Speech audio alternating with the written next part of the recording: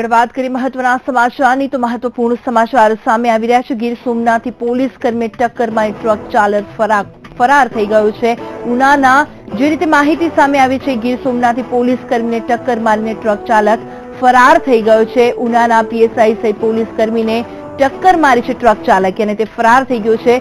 Police કર્મીનો આબાદ બચાવ કરવામાં આવે છે। દારૂ ભરેલી ટ્રકને રોકવા જતા પોલીસ કર્મીને ટક્કર મારી છે તેવી વિગત સામે આવી છે। ગીર સોમનાથનો બનાવ, પોલીસ કર્મી ટક્કર મારીને ટ્રક ચાલક ફરાર થઈ ગયો છે। આગે વધુ વિગત સાથે જોડાઈ ગયા છે અમારા સંવાદદાતા રોહિત બારડ। રોહિત, જણાવશો શું માહિતી છે?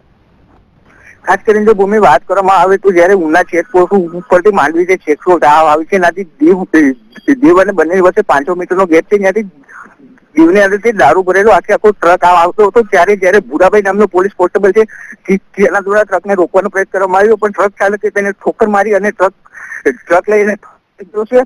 અને ખાસ કરીને વાત કરવામાં આવે તો પોલીસે અમુક કલાકની અંદર ટ્રકને પણ પકડી લીધો છે। ટ્રકની અંદરથી 500 થી 600 જેટલી બોટલો દારૂની મળી આવી છે।